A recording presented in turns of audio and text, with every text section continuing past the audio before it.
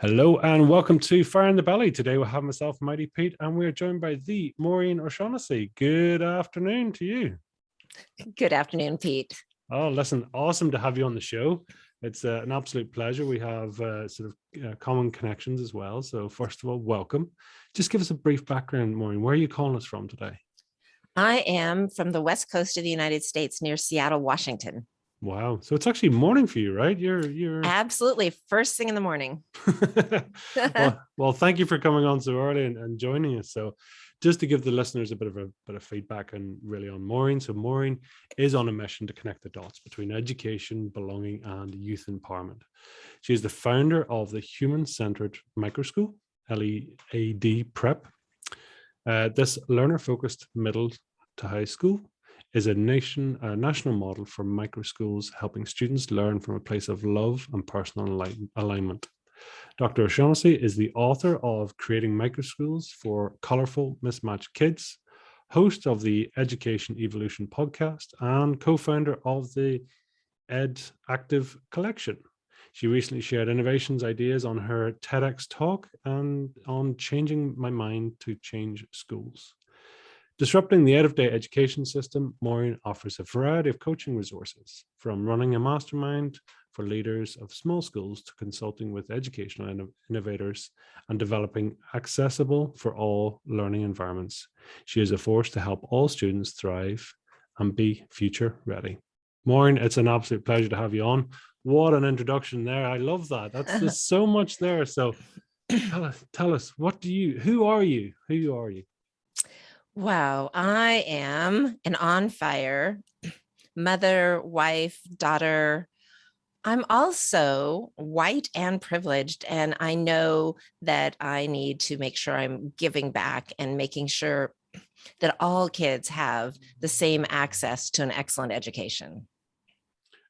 How big is the problem, if that makes sense? Is there a problem, do you think? I think there's a crisis. Okay. And I think it's kind of that frog in the pot of water metaphor, that we plunk the frog in this pot and the heat's been turning up slowly and now it's boiling. So I think we definitely have a crisis on our hands. Wow. I see mental health issues in our teens skyrocketing, and this is pre-pandemic. Washington State, the Seattle area, if you're not familiar, has Boeing, Microsoft, Amazon, Google. It is definitely an affluent, educated state.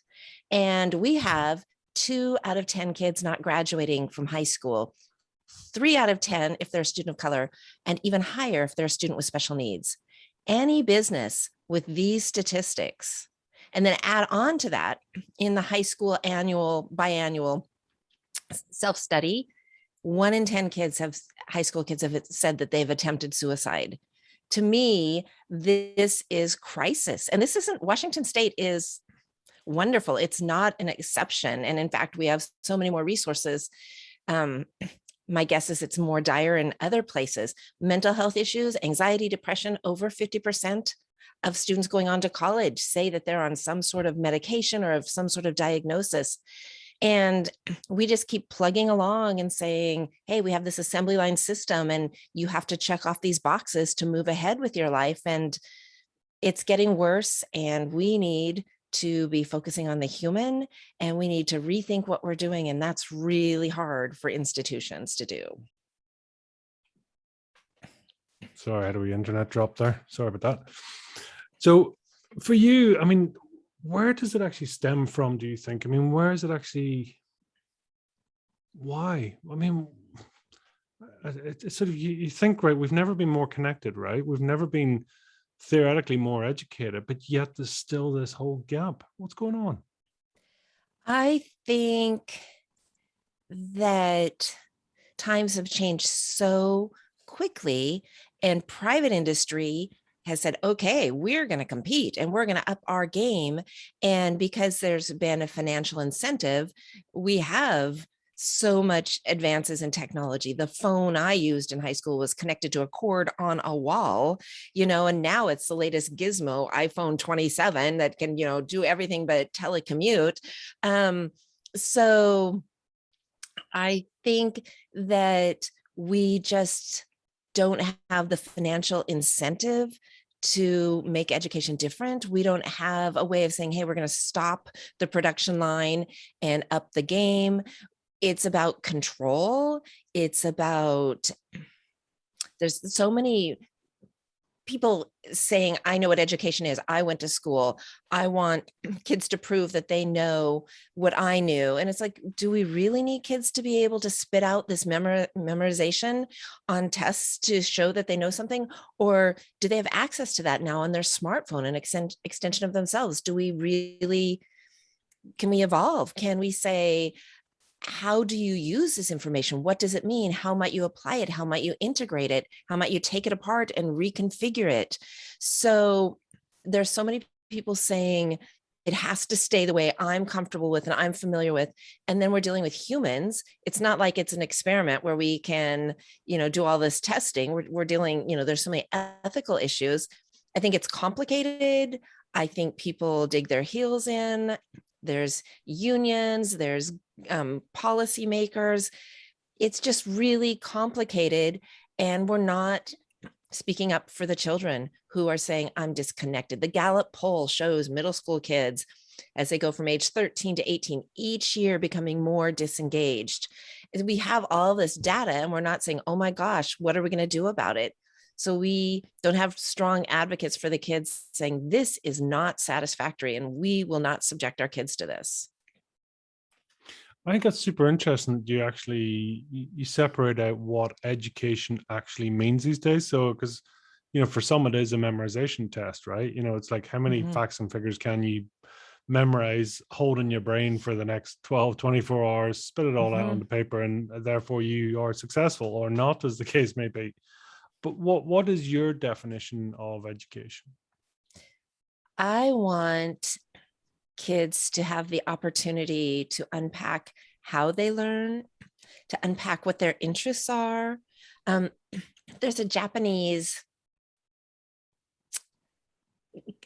condition called ikigai. I don't know if you've heard of it, but it's tied in Okinawa, it's tied into longevity.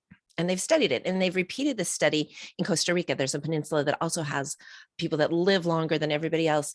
And what they've looked at, ikigai means my reason for jumping out of bed in the morning.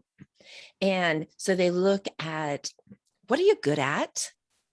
And in adults, what can you make money at? But for kids, what are you good at? What are you passionate about? And what in the world breaks your heart?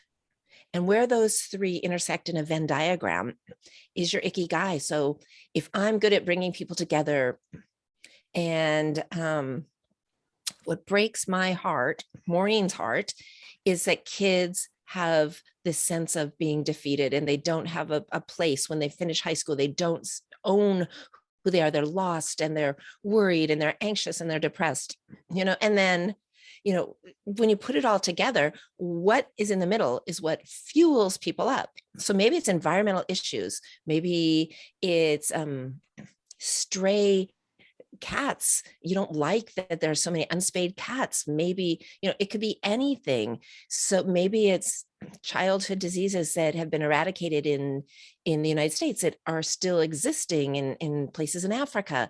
Whatever, if we can figure out our passions and our strengths and what breaks our heart, put it together. Wouldn't that be amazing if we had project-based learning throughout, where kids were going with their passions and applying math and science and communication skills and the history lessons that they need to pursue their passions, and we're guiding them instead of saying, this textbook says this is the piece of history you need to know.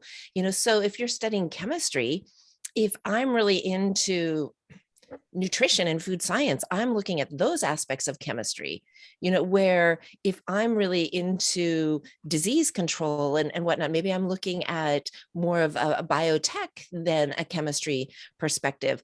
And then students are guided.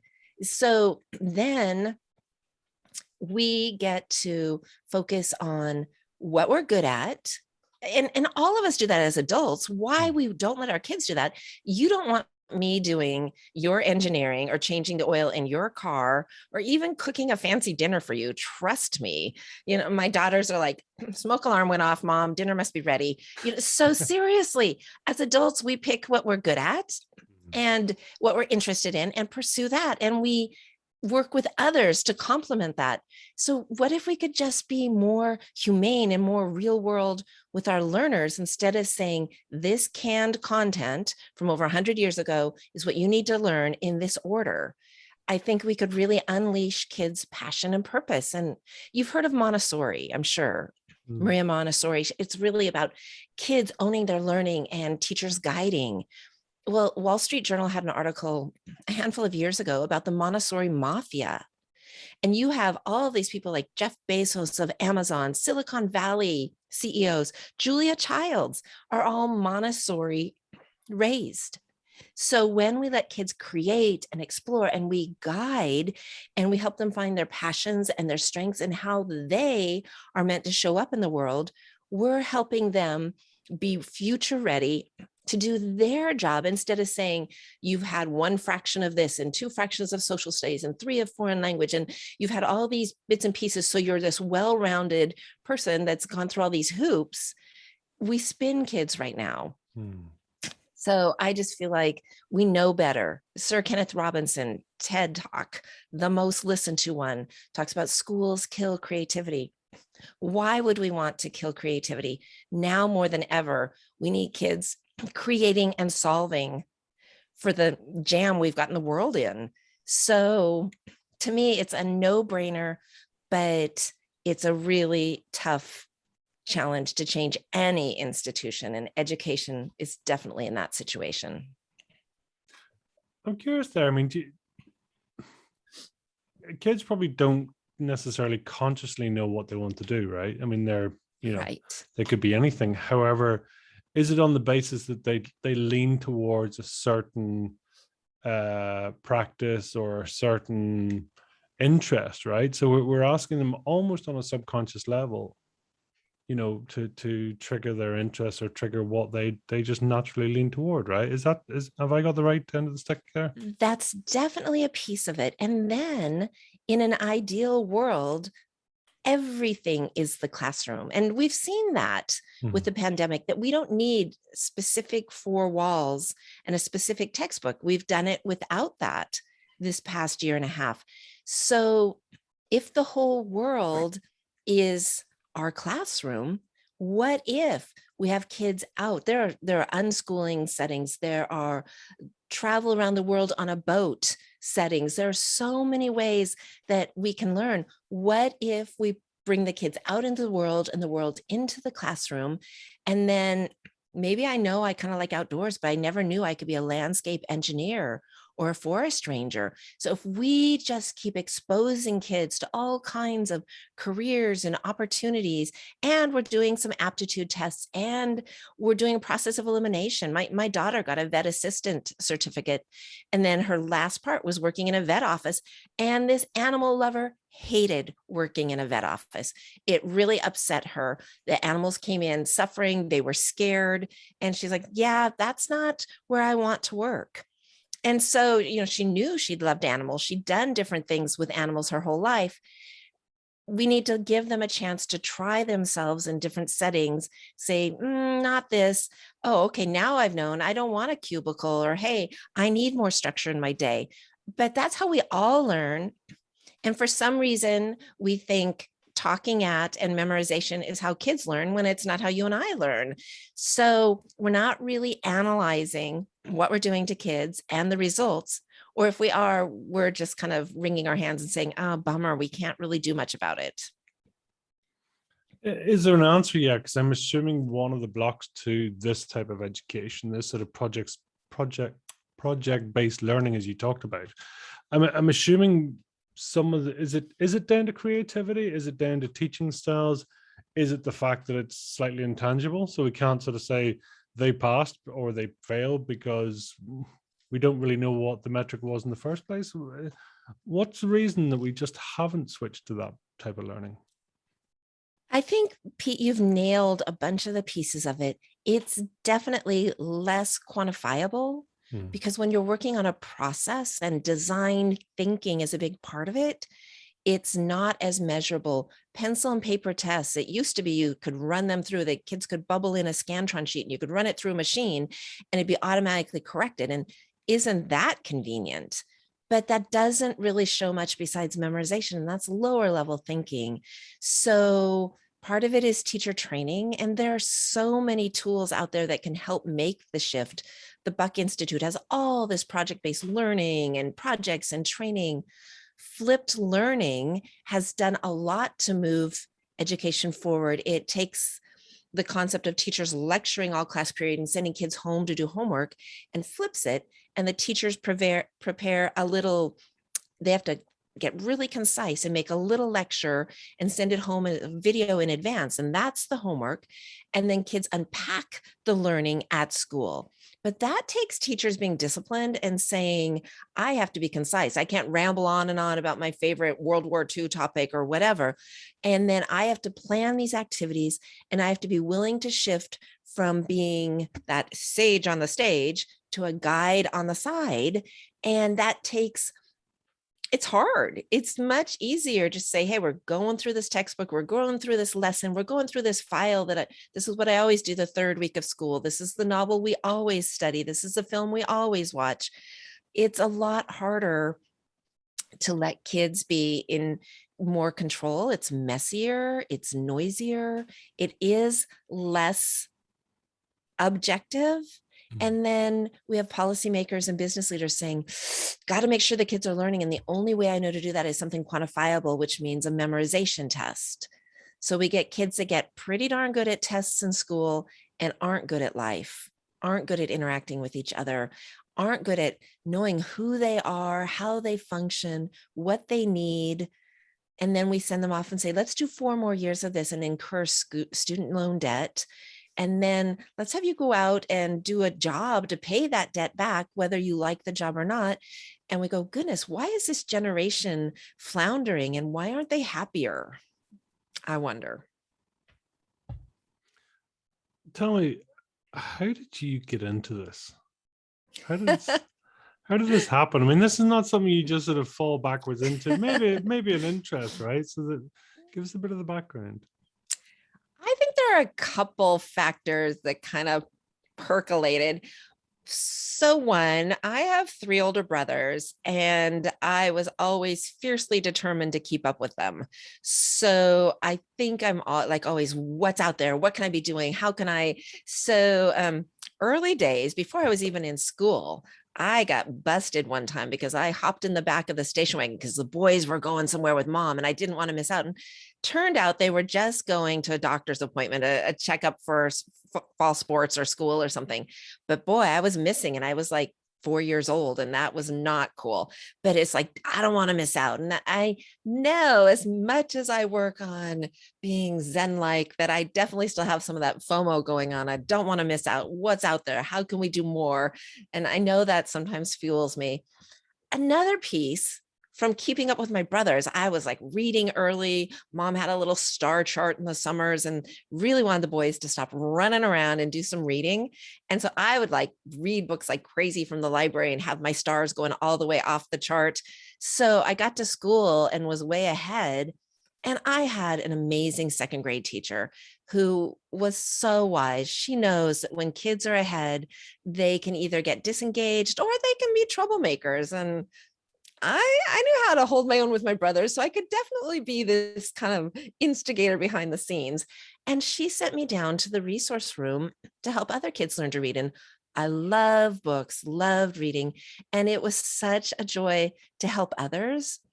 And then that became a habit that teachers would send me down. And then they sent me to the kindergarten when I was older to work with special needs kids that maybe had Down syndrome or something. And I really appreciated getting to develop this sense of empathy and seeing not everybody reads easily. And it was such a start for me, and it kept going, and it fuels me today. My micro school has such a neurodiverse group of students, and you'll get this kid that fights on math, but then when we go on a camping trip is teaching everybody how to fish, so empathy and understanding different strengths and saying, oh, this is tough for you, can I help? Or, hey, this is tough for me, can you help me?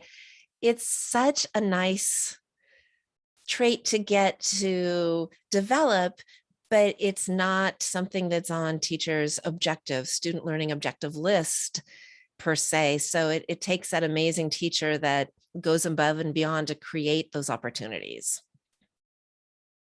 That's super interesting, because even obviously at an early age, because what does it say? Teaching to learn, or learning to learning to learn is one thing, but learning to teach is a whole other depth or dimension of learning. Because you've not only got to take it on, but you've also then got to be reinterpreted. So that really, from a young age, you were not only were you reading and digesting the books that you loved, you were also taking it and interpreting it as well, which is super powerful.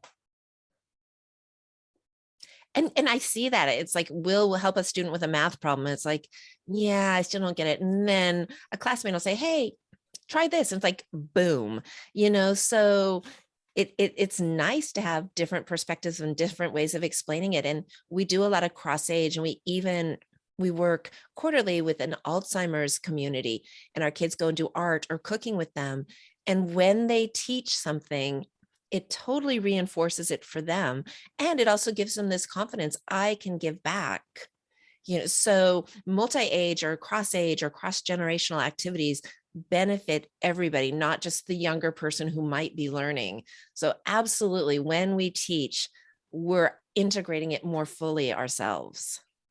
Well, what sort of age groups are you dealing with here, Maureen? I mean, so you're talking about sort of middle and high school was typically is the branching. What what are we there? We like 11 or 12 to 18. Okay. So it's secondary school. Yeah. So I mean, they're capable, able, sort of know what's going on in the world, right? So, but this is really giving them a bit of a purpose, a bit of objective, right? That said, I started my career with littler kids.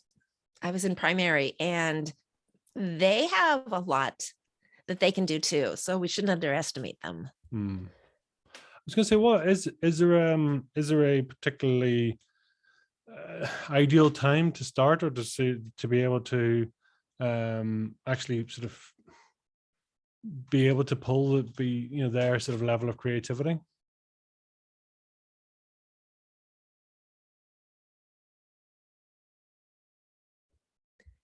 I really think we can't start too young.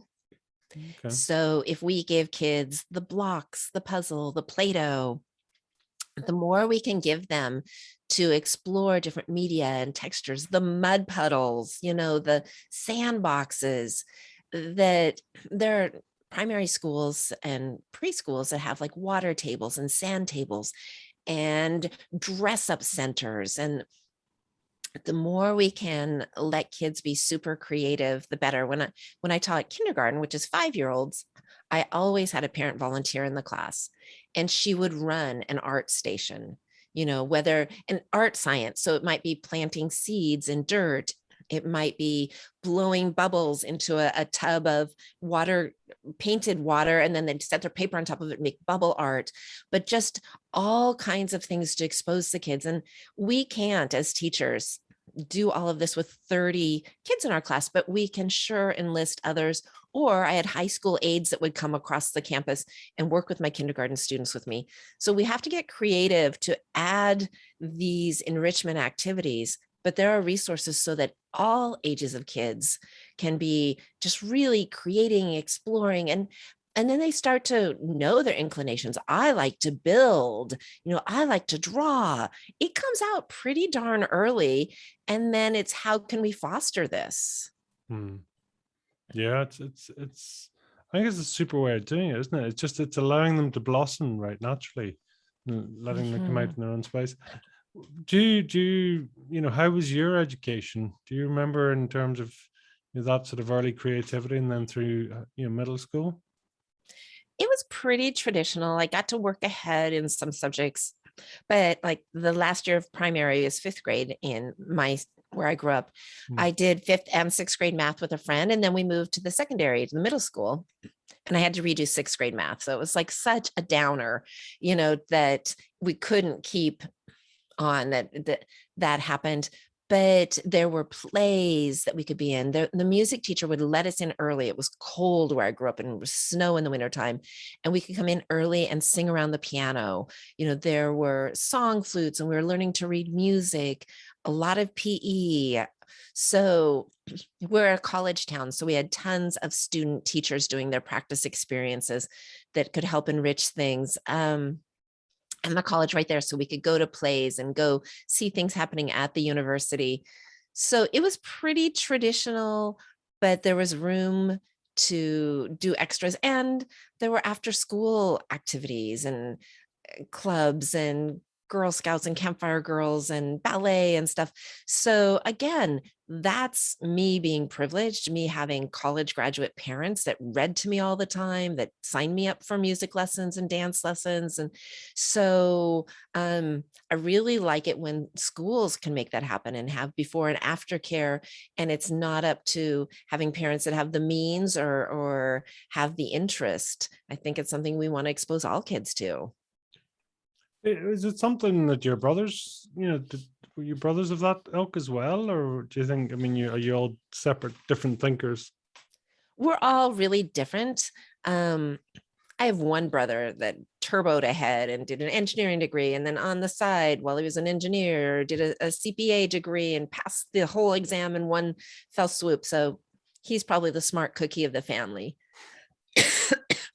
And then another brother is super mechanical, and he fixes air conditioning and heating elements and stuff like that. And I like, hey, what's going on with my car, Kevin?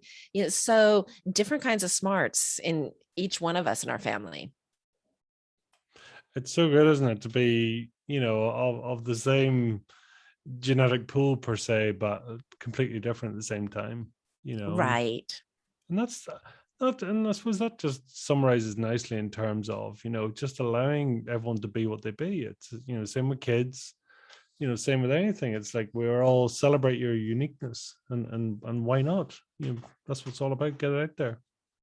Absolutely. And we need our rainbow of humanity, and we need to be at a place where we can appreciate differences. And right now, I think there's a lot of fear in our culture, and then things get politicized. If we can divide, we can conquer. So much has become political. And there's a reason that the golden rule in all major world religions is about loving one another. That's the bottom line anywhere. It's just we've got to get past the fear, and we've got to be loving and curious and not us them hating. And that was part of my TEDx talk. It's like, come on. And I'm guilty of saying, we've got to innovate. We've got to innovate. Well, it's really more of a both and. There are pieces of the regular school system that we want to keep, and we need to innovate. Yeah, it's not, yeah, as you say, it's not changing. Talk to us, well, really about I suppose your book. What triggered your book? So, your book is, creating micro schools for colorful mismatched kids, a step-by-step process that empowers. So talk to me about where that sort of kicked off and why and what your intention was. Well, what happened is I realized I'd been doing innovations in a lot of schools, and I'd been on accrediting teams and coached other schools, and I'd done some consulting for other schools. But then my girls, who I'd raised in international schools, came back to the States for high school, and it was a disaster. It's like we tried all these different models: Catholic school, private school, online school, homeschool, alternative school, international baccalaureate, early entrance college. And I just realized, wow, if both my daughters are having so much of a challenge in that lockstep high school model, I need to be about creating something differently. So I opened my micro school and thought, this is going to take off. But it didn't. It's like, whoa, that's different. I don't know if I want something different for my kid, even though my kid's not doing well. So then we decided, let's write a book to help other people create change within their school or micro school. So my board president and I took it on as a summer challenge and made this guidebook. What's isn't it's funny, like I was curious, even with your own kids, how you sort of stepping outside of really the standard system and how you can do different, be different, that actually will sort of complement your kids' needs as well, differently as well, right? Absolutely. My two girls were super different in what they needed. One has an autism ADHD diagnosis and just needed things broken down a bit more. Mm, ADHD, that executive functioning piece, is a challenge for all teens. Their frontal lobes are not fully developed, and getting organized and taking something from a big project into smaller pieces is a challenge, even for us as an adult. As adults, if I have to clean out my garage, it's like, oh my God, where do I start? mhm, So it's not always easy for us, even with our frontal lobes fully developed. And my younger daughter was fierce, had jumped a grade. It's like, why do I have to do this? I want to know the meaning for this. And neither one of them could really find a happy fit. I put my younger daughter in a really intentional all girls school and thought this is going to be amazing. And it wasn't. She got these chronic headaches. Excuse me. So I had to withdraw her, and we did online school. mhm. So you never know what's going to work until you try it. Yeah. Isn't that it's just that, isn't it, really? It's celebrating the uniqueness of each child, of allowing them to blossom and be who they be, as opposed to anything else, and it's it's a credit to you for taking that much time with them as well.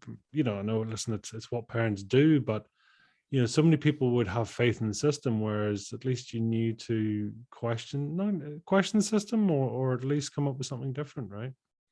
Exactly. But I'm an educator. Hmm. So many parents don't know how to navigate that world, and that's not fair. I wouldn't know how to navigate a medical terrain, Hmm. so I had that advantage that I was like, no, no, there are more options. No, let's ask more questions. And not everybody has the time or the background to do that. And having the book out for you there, I mean, is the book is something obviously you're pleased and proud to do, and what's been the sort of feedback for you? Well, right after we put it out, a couple months later, the pandemic hit. So that kind of shut things down. But because of the book, and we created a microschool coalition and have a resource page for people. Good Morning America called me last summer and wanted to interview me. So that came about because microschools were the thing, and this is a book on microschools. So that was one takeaway. It's awesome to have that exposure, that sort of ability to see, and as you say, it's sort of it's it's creating the ripple in the pond for people to help themselves and to go through what they want to do. It's Yeah. And yeah. then we were able to create a course based on this because people were starting to ask. They heard about this, and I've been able to help some other people start micro schools and programs in their existing schools. And we have a little mastermind group to support them. So it's kind of a nice ripple effect, but it's a lot of work. So not a lot of people are willing to create a Hmm. school within a school or create a micro school. Well, what is the actual definition of a micro school? How many how many students are we looking at, or what's the scaling size? They asked it on Good Morning America, and I felt like such a simpleton because it's like micro school, small school. That's the definition. And everybody defines it differently. For me, it means multi age, it means kids have more voice. And for me, I cap either campus at 30 students, but it could be 50 students. There's not a set definition. Right. Okay. And I mean, if you go down to sort of homeschooling, if you're one or two children, is that a micro school in itself? I consider a school to have multiple courses, more students than that. They might define it as that. I also consider a school to cover the whole subject and everything the kid needs to graduate, where sometimes we homeschool in some areas and then we send kids to a co-op for other areas. Hmm. Hmm. Yeah, it's super powerful to see. You okay? Yeah, I'm getting over a cold. Oh, bless, bless. So tell me then, what's your ikigai, and what are you good at, and what are you passionate about? I mean, well, first of all, tell us what's your superpower if you know it. I took one of these, the DeBruce Institute connects kids to work, and interviewed them on my podcast. And my students and I took their agilities test, a free assessment. And it came back 3 strengths that I have are ideas, connecting people, and selling. And that kind of makes sense because there's so many ideas for education, and I love connecting the dots and, hey, how could we do this here and there? And then, getting other people on board. And I've sold it to my teachers, and they've all returned from last year, and to our community. So I think those are some of my superpowers. My passion is youth, and what breaks my heart is that they are not all going through school with mirrors that say, oh my gosh, you are so amazing. Have you considered this, this, this? That 5-year-old that's like, look at this drawing I drew, and aren't I the best? And watch me on the swing, mommy. That 5-year-old that's like, it's all about me and I'm so amazing. That we don't find ways to nurture that I'm so amazing throughout. And I know developmentally things shift, and that adolescence with peer influence, that kids become much more self-conscious, but schools could be doing a lot, and families could be doing a lot, and communities becoming that living classroom could be doing a lot to say, you are amazing. Whoa, the way you connect those things, have you ever considered? Or, whoa, those 2 mud puddles that you made, and that you're trying salt water in this mud puddle and regular water in this, that ties into this. And let's go here and let's look at tide pools with you. And let's look at this. That we're not going, wow, you are so amazing. Have you ever considered? And spurring on their strengths. We're saying, you need to fit this lockstep. And if you don't, something is wrong with you. Where most of us as adults don't do lockstep liberal arts. I'm good at a little bit of everything, and I shift gears 7 times a day to totally different topics. So I would just wish that we could really, use, what breaks our heart. And it breaks my heart that we do this to our youth, that we could use that and our strengths, tie that together as our passion, and all of us could find ways to live our ikigai. And I'm blessed that I can make a paycheck with this, but I didn't. My first couple of years of my school, I did not get paid, and I moonlit at a community college, so sometimes it takes stepping out and risking to go for our ikigai, but I love what I do. So to me, it's really worth it. It's hard, and it's super rewarding. Mm. That is so. I think it's so beautiful in the fact that, as you say, I mean, and quite often that is the case, that any passion you don't necessarily know how to monetize it straight away per se, or Mhm. sort of, even while you are sort of getting up to speed with whatever it is, qualifications or educations or knowledge or whatever it needs to be. But that's the true test of, for me anyway, is listen to people about their passion, saying it's, yeah, I trust and I know that the money will come, or that the reward will come in some shape or form, but actually for now it's a bigger picture, and I'm happy to invest in that, whatever time, money, whatever it is. That's the passion, and that's ironically exactly kind of what the teaching is trying to do at the same time, right?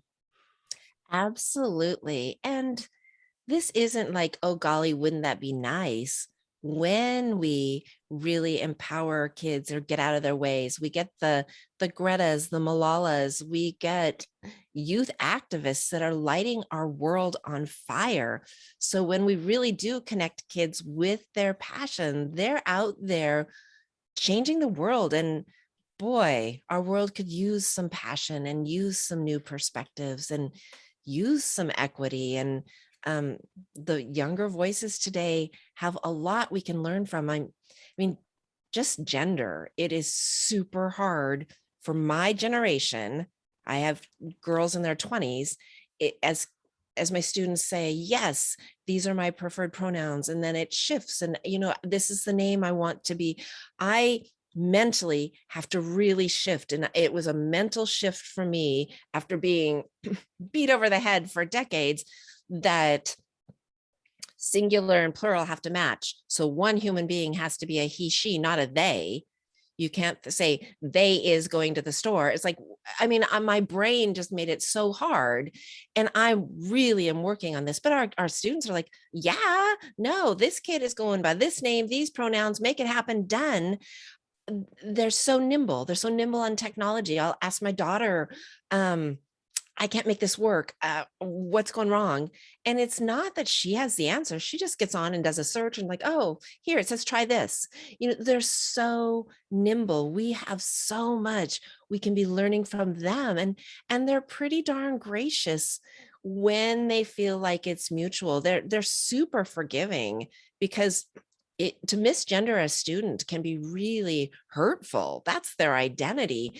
And as we fumble as adults, they can be firm, they can educate, they can really help us grow. So this is not like, oh, let's help those poor kids. Those poor kids can be on fire and helping us evolve as a race if we will empower them and stop straitjacketing them with 4 years of English and these classic novels and this textbook and memorizing for this test, and really letting them shine and helping them unpack their superpowers and their passions.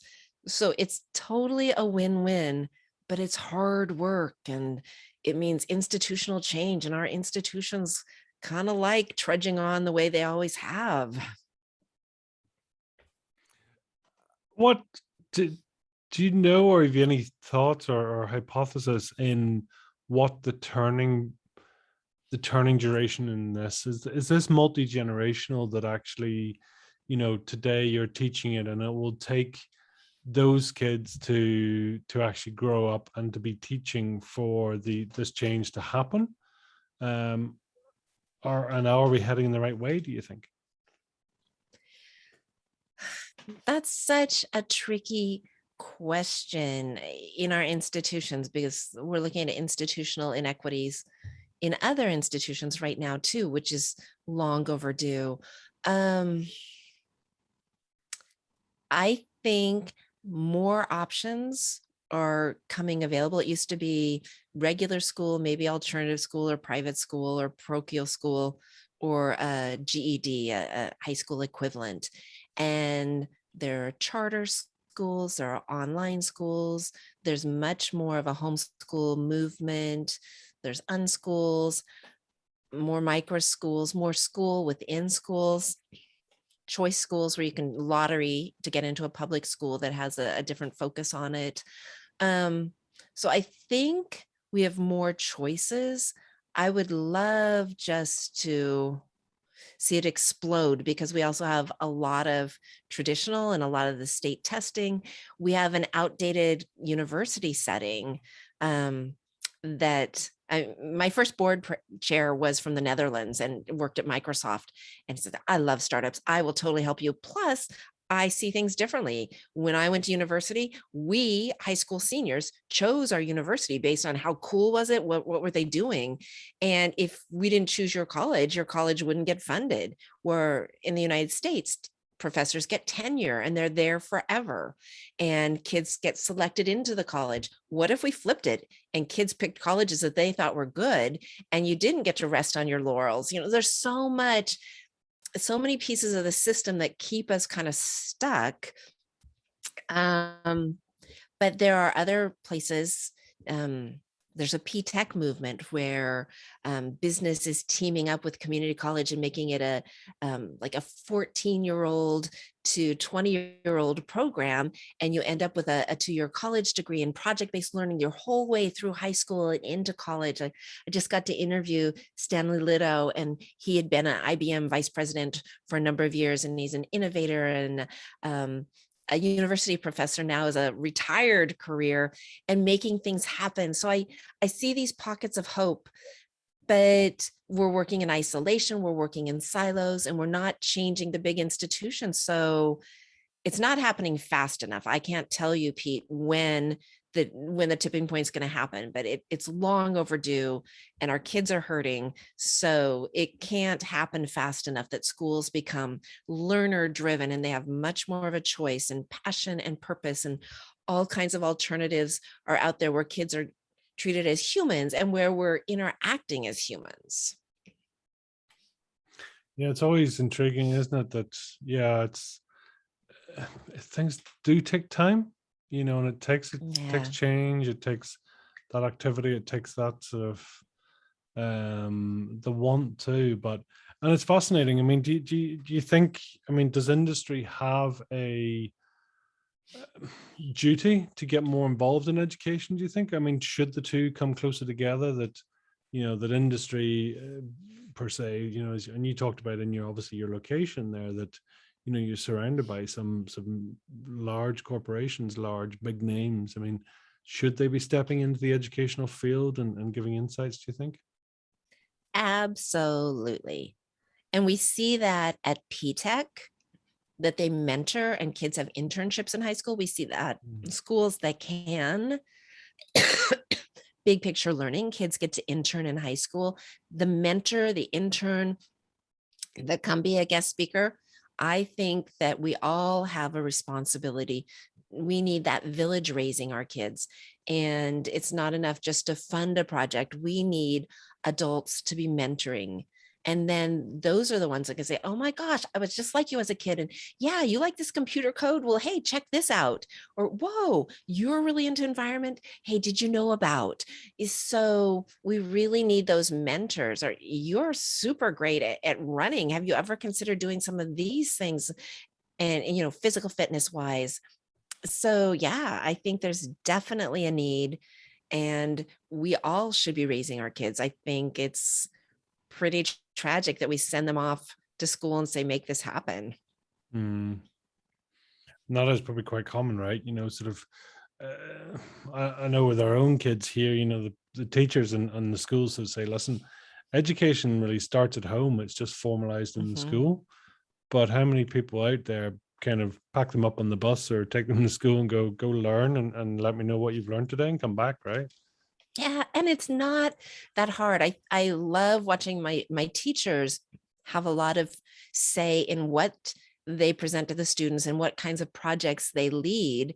And it's so fun because when the kids see their passions, and then the kids have a lot of voice in how they're going to demonstrate their knowledge, it's such a win-win. So parents and community members, if they're just sharing their passions, it's super powerful. And kids are like, whoa, you do ham radio? How does that work? And it's fun.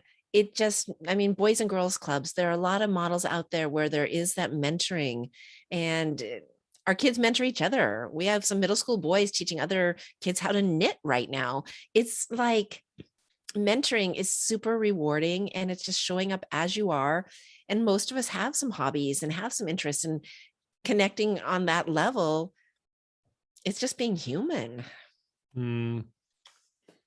Yeah, you say just, but it's like it's so simple yet so far away sometimes. It's it's both, right? It's the, because I'm sitting here wondering, it's like, why is it just not happening? And as an example locally, I mean, I do some we've an organization here called Youth Enterprise. So I go in and speak in schools, and interestingly, I was diagnosed with dyslexia, and one of the schools of saying they have turned to dyslexia-led learning across the board. So simple things like they're very specific. So everything is printed out on colored paper. Everything is in a certain font. So instead of teaching by exception, they're teaching everyone to that standard, which means that actually the exception is now the norm, which I found fascinating, right? Because they were saying, in a school of 30 maybe, or a class of 30, they were having maybe 5 dyslexia children, so which is, can't do the statistics, but I guess roughly, well, it's what's that, about 20% ish. So they said by switching all the learning to that, then that actually meant that there was no 20%. It was everyone. Everyone gets the same teaching. That is brilliant. There's something called universal learning design, and they have this visual, and it's 3 cartoon images. And the first one shows kids of 3 heights watching a baseball game over a fence. And the tallest kid, no problem. One has to really peek, and then the third one can't see over it. And then it shows how with special education or things like that, you give the shortest one a stool to stand on, and the medium one, you give a little step to stand on. So you're kind of leveling things out. And then in the third image, it's exactly what you say. They changed the wooden fence to a mesh fence that everybody of every height can see through. So when you do everybody using colored paper and the same font, now everybody has access. That's universal access, universal learning. So how can we say, hey, here's the competency. Do you want to tell me that you know it? Do you want to write it out? Do you want to do an art exhibit to show that you know it? How do you want to demonstrate that you know this? There's so many ways. Memorization is short term. It's not. These kids passing amazing international baccalaureate or advanced placement tests. They've done it high tech high. They've done studies, and they test the kids again like 6 months later, and they fail the tests. The kids that had aced it before. Short-term memory, is that really what we want from our kids? Or can we level the playing field and show lots of ways of demonstrating knowledge and lots of ways to give credit, to give life credit? And that's where our universities are out of date too. When I was moonlighting, I was helping give people prior learning credit at a university. And I would get a military medic in that couldn't even get Health Science 101 waived. It's like, wait, this is who I want to save my life, and they can't get any college credit? Well, no, because they don't know geriatric and pediatric. They don't know all of these things that I teach in my class. So it's like, start at square one, even though you've been out saving lives. So we have such a disconnect. And yeah, if we can level the playing field and let everybody be able to shine and show what they know in different ways, we can be turboing ahead. But it's messy, it's subjective, and it's a new way of thinking, and it's hard work, and we're not doing it. Where are you most creative? I like creating plans for our kiddos. So I actually had done enough of classroom teaching that day in, day out lesson planning after a while wasn't a thrill for me, but our school's small. And so I love figuring out how to take kids' individual gifts or teachers' individual gifts and play with them and let them shine. And then how to take situations and come up with solutions. So I think on our teacher front, we have 10 teachers. 3 of them have evolved, and it's their 4th year with me, and they're the shared leadership team with me. And one of them is super logistical from South Africa, and just like, I'll say, hey, could you set up a system? Done. Another one is super relational and unpacking what's going on inside the kids and the emotions and stuff. Another one really loves the curriculum and how can we assess skills and aptitudes as well as content. And so creating roles where they can each lead playing to their strengths and work with me is super fun. And we created the roles based on their strengths. And that just feels organic, and they're in the trenches. And so it's definitely grassroots where I'm not there every day, all day. I'm the one that's working on the school, and everybody else is working in the school. And then I work with the advanced leadership students and some special projects. So take that to students. We had a girl a couple of years ago that, oh my gosh, I'm in love, I'm moving out, I'm 18, I'm going to get a full-time job, work and pay for rent. Yeah, not really feeling like I want to finish school. It's like, wait, what can we do here? This kid is so close. And so we had one of our teaching assistants have this girl get 2 days off in a row because she had like 15 hours of English left. And we met in a cafe, bought this kid food and coffee, and just worked 2 solid 8-hour days to get this kid through high school. It's like the kid was that close. And in a normal situation, if that kid hadn't showed up for 18 separate English classes, they would have failed. So it's like, how can we take the existing resources, the existing humans, and mix them up and create win-wins? And that excites me. It's lovely. It's a lovely way to be, that, you know, you can actually do that for people. You can excite others by exciting yourself as well, and you know, or vice versa, I should say. So yeah, I mean, it's that you know, and what are the, you know, I suppose if you were trying to make it tangible, what do you see as the sort of the side effects? I mean, or the I suppose the main effects really. And I assume then there's less churn. You mentioned less churn, so as in the teachers are not churning. There's not a turnover of teachers. That the kids themselves are they more engaged? Are they, you know, sort of, can you do a happiness scale on kids? You know, is it as transparent as that? You know, I think it is. We have some kids that had had school refusal in other settings and just could not get out of the house to school. And when kids feel safe, I call it seen, heard, and valued, then they thrive. And we're relationships first. Love is the foundation, and love isn't even a word I would say in some of my other schools. You know, it's kind of like, oh, that's like really woo-woo, but no, when we know that we're cared for, then yes, we are happy to go to school. We had one kid that had really bad school refusal. Something had gone wrong in a 9th grade all boys school, and he missed the rest that year. And he came to us the next year, and it had become so bad it was like agoraphobia. And even when he had a cool opportunity to go to a New Orleans trip, he packed a suitcase, he couldn't cross the threshold. So this kid came to us and got fist bumps from other students. Hey, good to have you visit. And it's like, okay, this isn't so scary.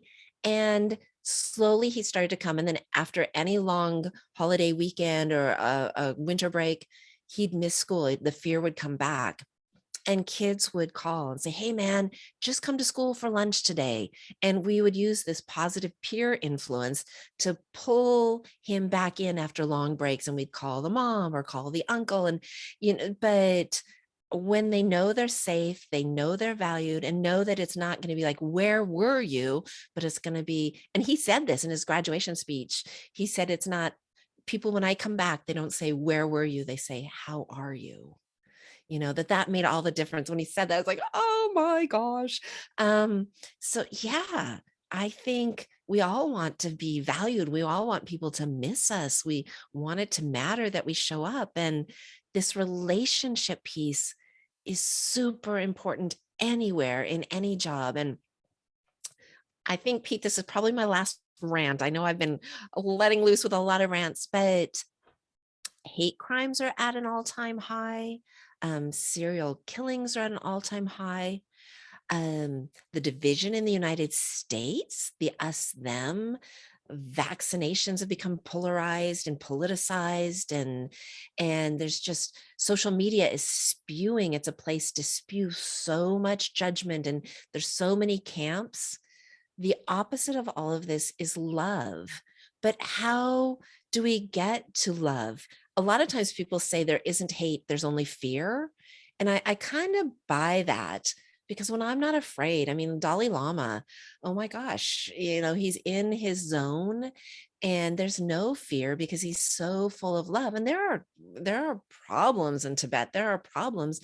But when we're in that love zone, we're seeing others with empathy. We're seeking to understand. We're asking questions to clarify.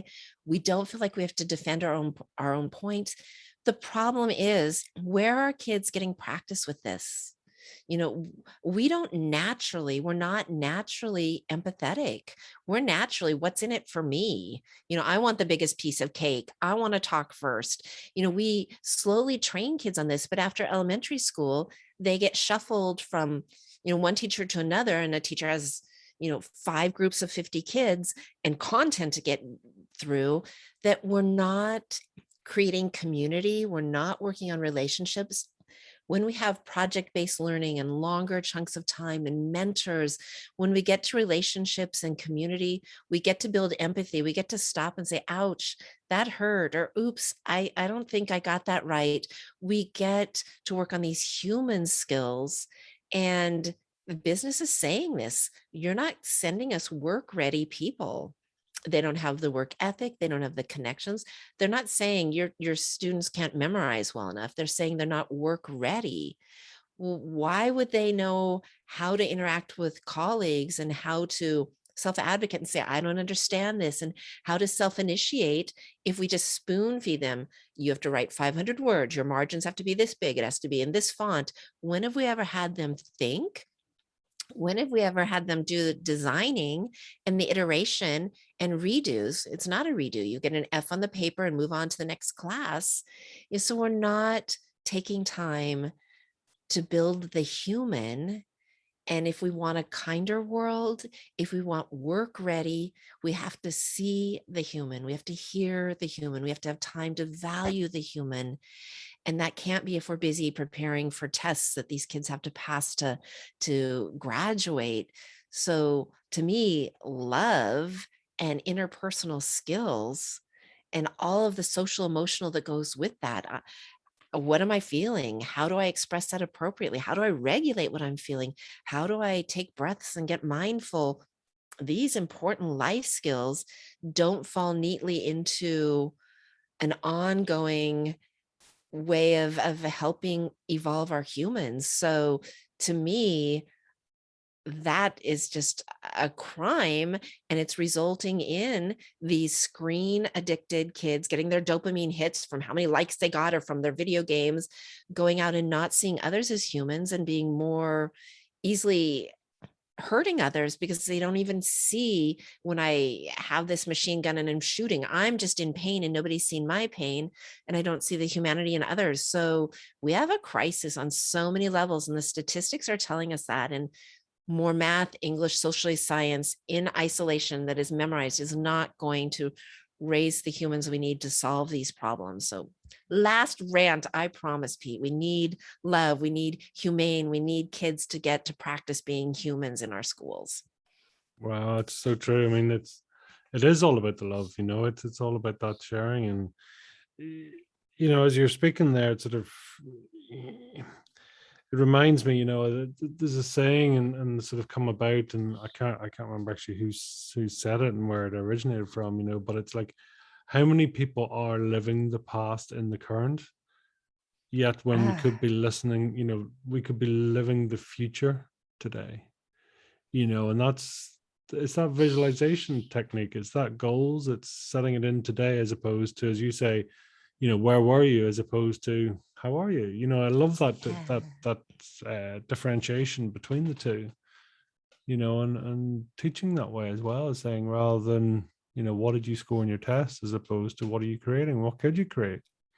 Yeah, and redos. I am so glad as an adult when I screw something up. You should have seen all the iterations, all the design thinking my micro school had to make during a pandemic.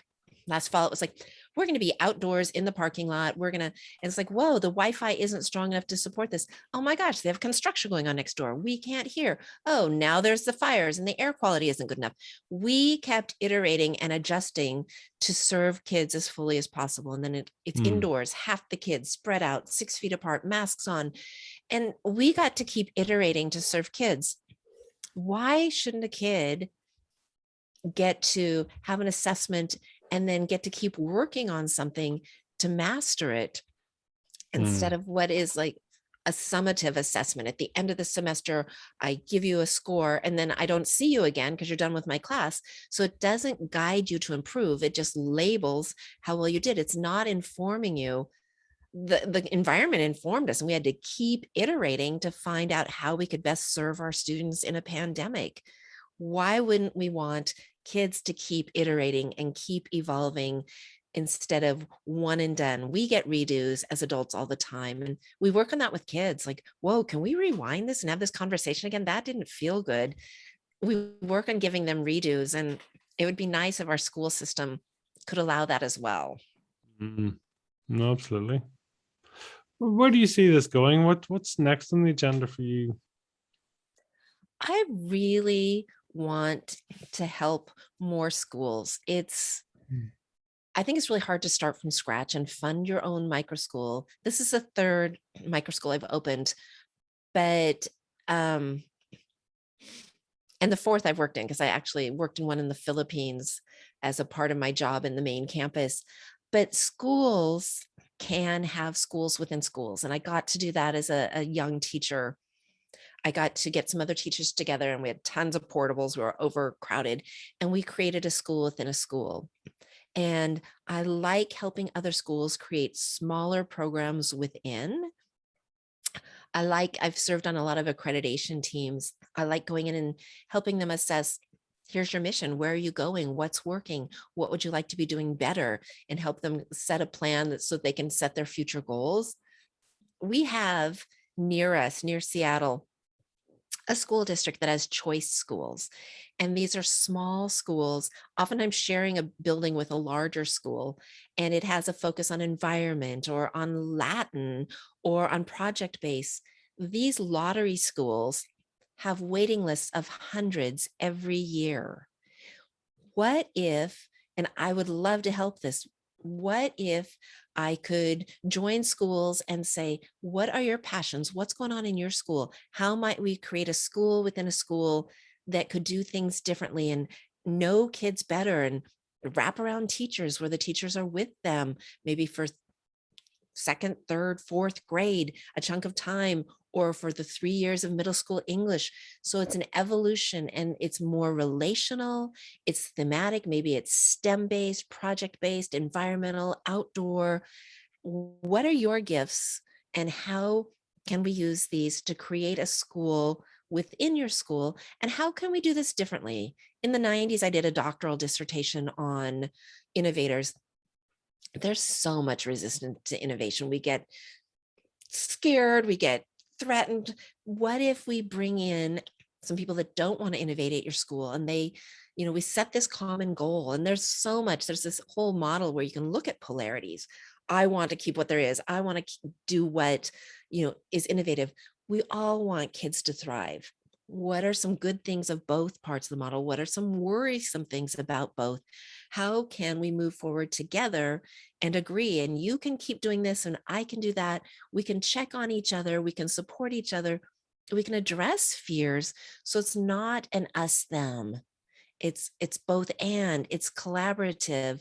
And we need to be able to do that, to use appreciative inquiry, to celebrate the good and traditional, celebrate the good and innovative, so that we're not fighting each other. There was a lot of fight in my state recently, in the last 10 years, over charter schools, which are common in many states and use public school funding. But our teachers union is like, oh no, that's going to take away from our resources. And this fear-based didn't acknowledge that charter schools are often in areas that students are underserved.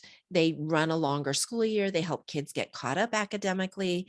It was just fear. They're going to take some of our funding, and this scarcity mentality. Could we have conversations? Could I facilitate conversations where we focus on abundance, both, and talking to each other, being transparent, and knowing kids learn differently, and letting teachers use different strategies to serve kids? And when I've been able to do this, it's been so rewarding. And it's a process, and it talks about individual strengths. So it's not a formula, you're going to do XYZ, because it takes teachers' passions and turns it into how to serve kids' passions. So I would like to be doing this all over the place, and just really helping us have so many choice schools, that there aren't hundreds on waiting lists, that they're in every school, and every kid has a chance to learn in a way that works better for them. It's a beautiful passion and beautiful mission, that actually it's truly game changing, right? Because that's the whole thing, that you're teaching kids in a different way, which will change, and the ripples will be felt for quite some time, for the rest of their life almost, and then and so on, to their kids, grandkids, even back upwards as well. That the change in the kids' education could change the parents. So it's It an amazing does. impact. It's both ways. And then the kids could still be a part of a bigger school and still be on the volleyball team or in the musical, so they could have the best of a larger comprehensive model, but they would be a part of a smaller community. And so many kids get lost in the shuffle. So many teachers get lost in the shuffle. My teachers come back not because we pay better than public school, but because the relationships make it worth the hard work. Relationships are win-win for students and teachers, and smaller pockets and getting to know kids over multiple years and getting to guide kids instead of having to be the expert.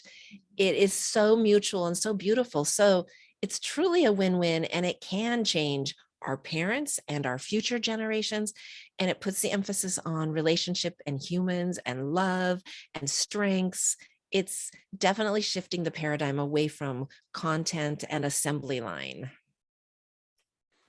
Oh, I mean, there's so much there. I love it. The strength of the message, and I think because we've all been through school, right? And we all have had different experiences, so we can all relate, and vice versa. We know that we need to change. We know that the education, we're all out of schools different amount of time, but yet we know that the education system hasn't changed the same way that we've changed and learned and moved on, right? So it's still the same old, we've got to box you, we've got to do this test, do these subjects.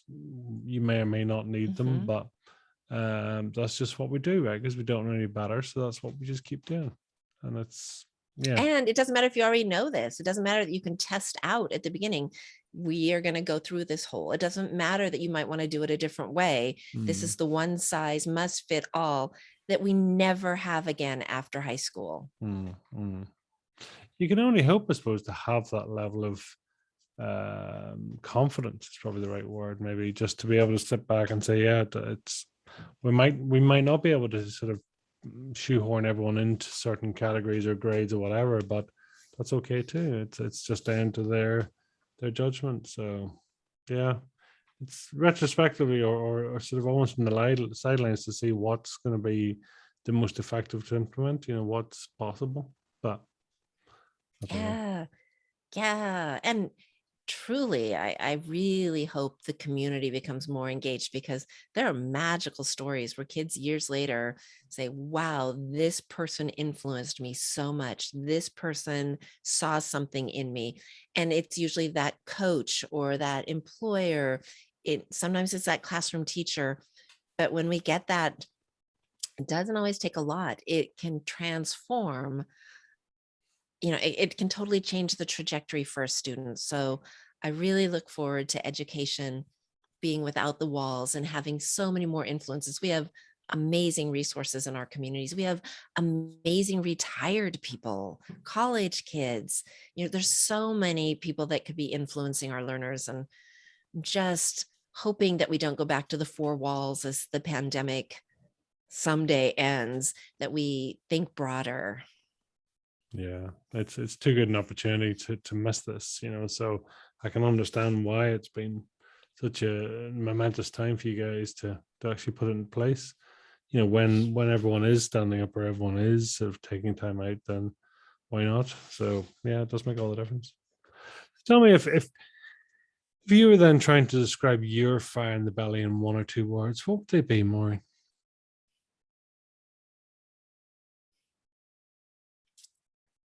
Valuing and empowering youth. Well,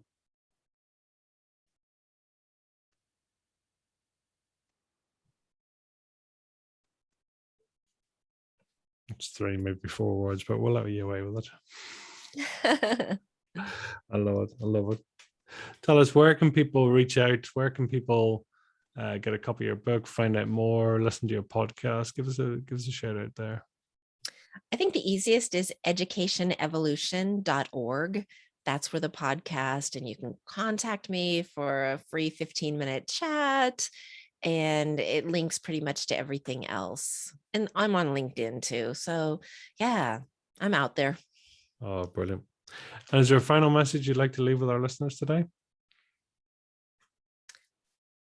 I would just say, please do something that connects you to youth. Don't think that what you're going to do is too small. Please get involved in one youth's life, in one teacher's classroom. Please get involved with youth. Everybody has something to offer, and the time is now. Our youth are waiting. Wow. Maureen, I thank you for your time. I thank you for really sort of explaining that and sharing, really with your book and your purpose and your passion here today. So that's your ikigai, if you like. That's what it's all about. And to learn, it makes so much sense. And I know, even obviously being a father of young kids, I see that, let them learn. Same with anyone. It's like we will always learn far more if we're allowed to do it in the way we want to do it, or do what sort of means most to us. So makes sense. Yeah. And really, right and wrong says who? If we're not hurting somebody, what if you want to eat your mashed potatoes with no utensils? What? Right and wrong. Let's let kids explore a little more. I think it's messy play, they call it, with our little ones. Yeah. We leave that for nursery, because it is messy. It's really messy. Yep. When they get home, it's not so messy. Oh, listen, Maureen, thank you so much. I really appreciate your time today, and until the next time, thank you. Thank you, Pete. And thank you for your important work and sharing stories. This is such an honor to be here today. Thank you.